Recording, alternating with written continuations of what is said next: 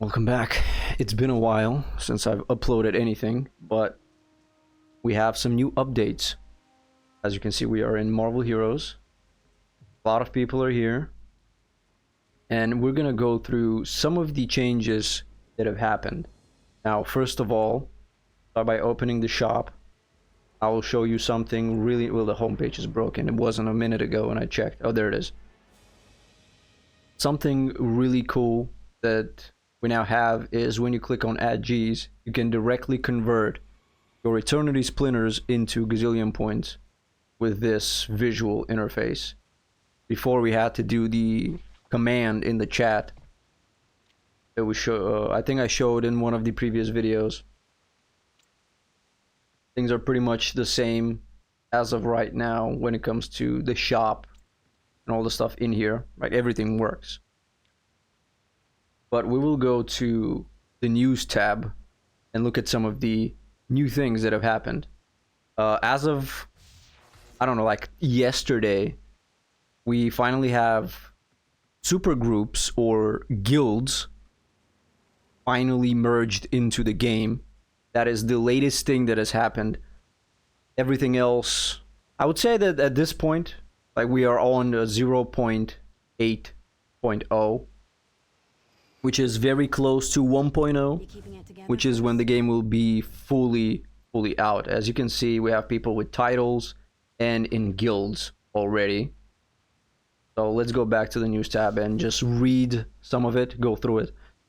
Welcome to the nightly releases. Project Tahiti now support. We are still on Project Tahiti. The other one is the Council of the Ancients, the other public server.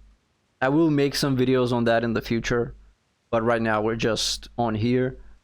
In this panel you find an overview, what you can check out in this version, use the navigation links. We'll go through some of these, right? This is the welcome tab, you have the rules.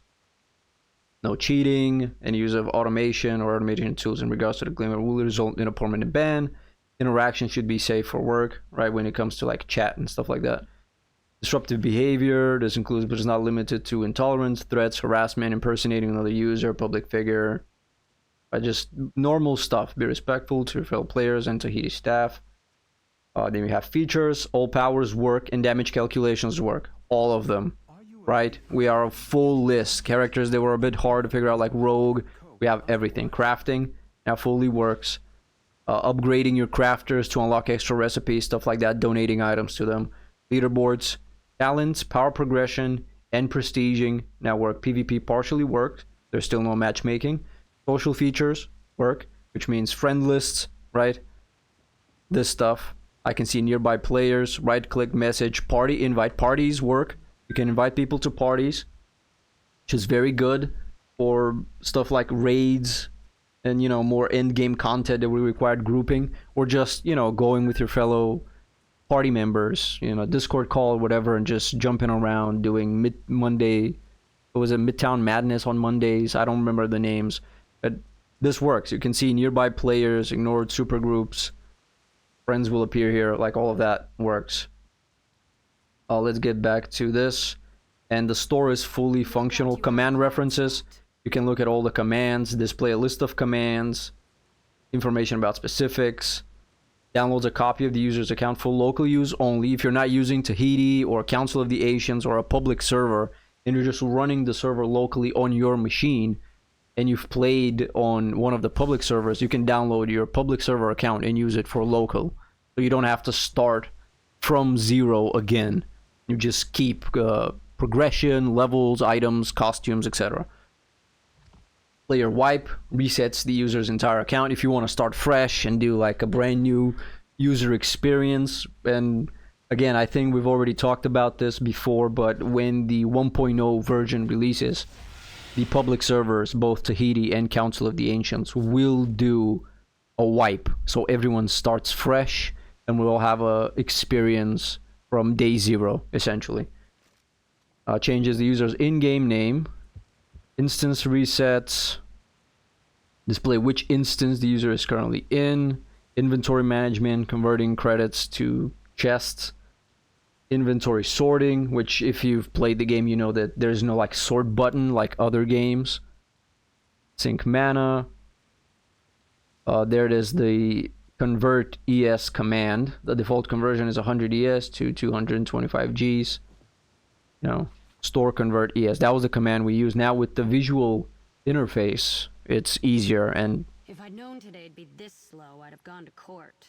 You had to talk right now, really. To compensate for the change in exchange rates, the minimum amount of ES is, in most cases, 8 ES, or ES is Eternity Splinters, for those that don't know. But if you're on this video, you probably played the game, so you know these things.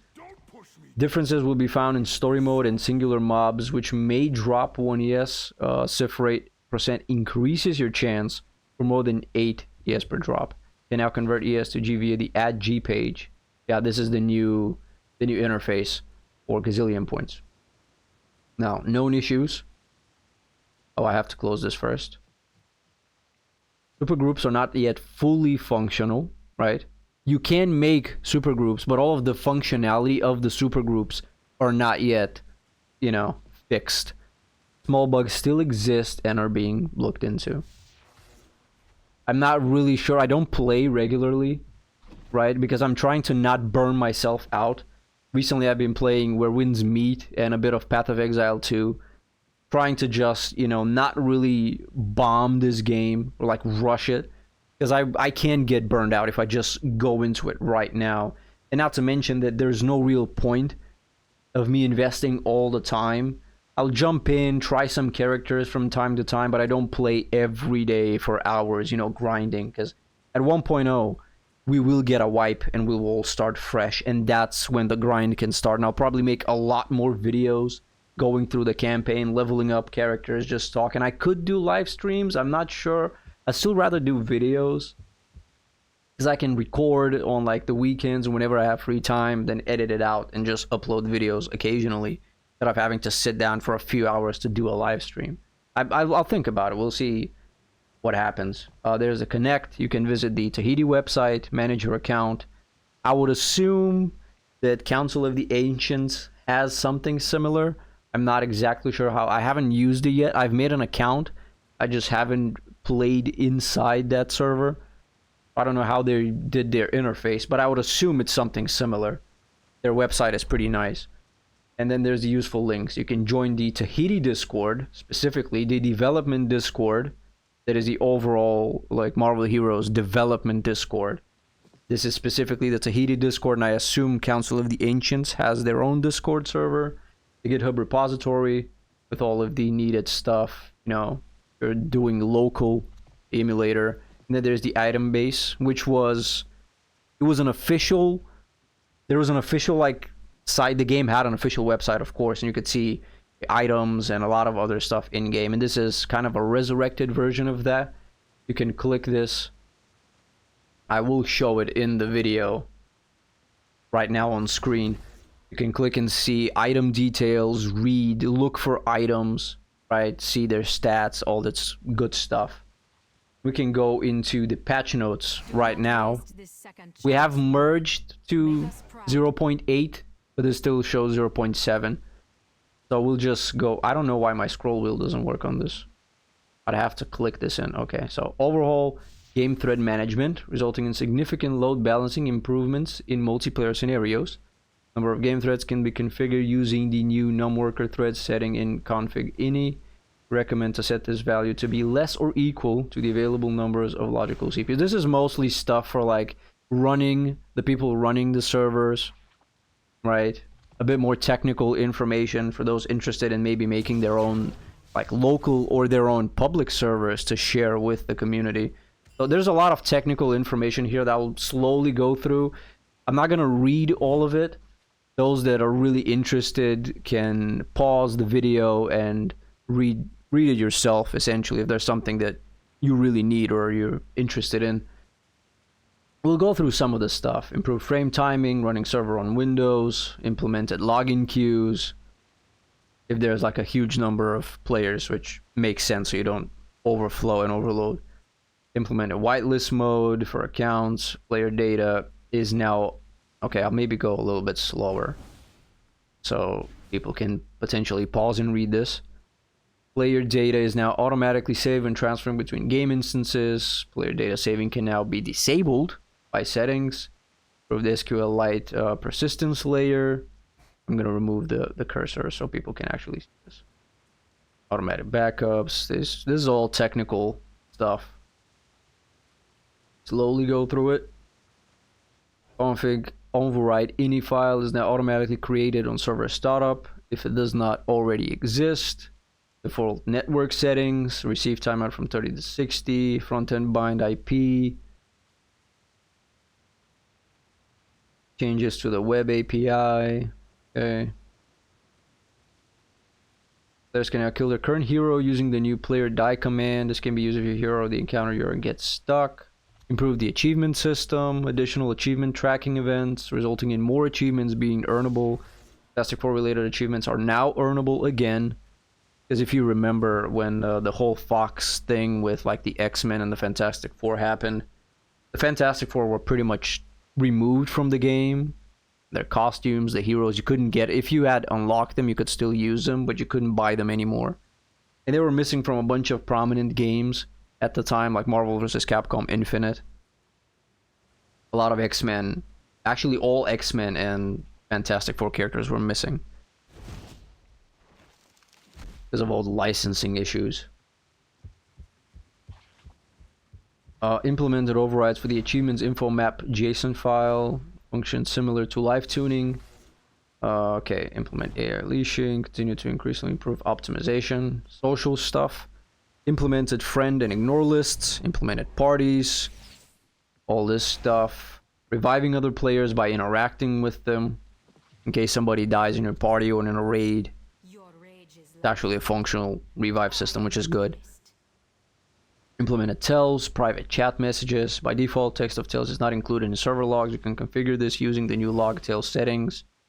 Server notifications are now logged with other chat messages when split logging is enabled. Regions. Again, this is a lot more technical stuff.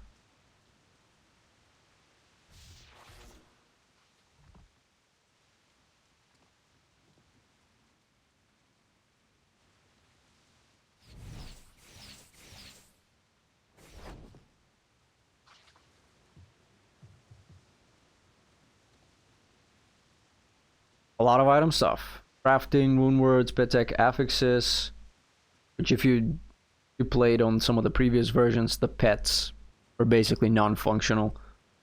Item stack splitting, remaining item interaction actions, learning crafting recipes, unlocking stash tabs, team up experience potion, opening a UI panel, unlocking emotes, updated the default store catalog, removed development only costumes, removed costumes that come from non-store sources, fortune cards, achievements, etc.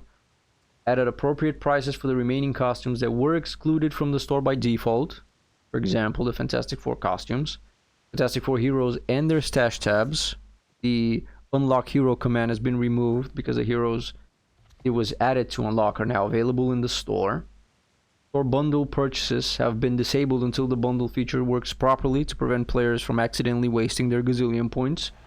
Increase the default gazillion balance for new accounts from 5,000 to 10,000. This affects only accounts that log in for the first time after this changed. Replace the loot drop weight multiplier override. Eternity Splitter drop cooldown can now be adjusted using the new ES cooldown override minute setting. You would know that the default cooldown for the Eternity Splitters back when the game was live was, I think, 6-7 minutes, something like that. But now it can be changed if you play on local, and the people running the public servers can change it how they like for it to be faster to get Eternity Splinters and the drop rate of Eternity Splinters, as we saw in some of the notes earlier. You by default get like 8 Eternity Splinters per drop outside of some very specific instances. Separated the player costume default subcommand into its own command.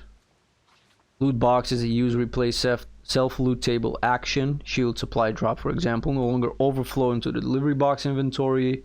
Item clear delivery box command. It can be used to destroy all items in the delivery box inventory. Heroes can no longer gain full experience value from orbs that were spawned for other heroes. added a patch to revert the 99.9% artifact drop chance reduction introduced by Gazillion along with shield supply boosts. Some bug fixes, a crash when invoking leaderboard commands, fixed a crash when trying to reload leaderboard schedule, fixed an issue where the max reset count setting allowed leaderboards to run one more time than intended.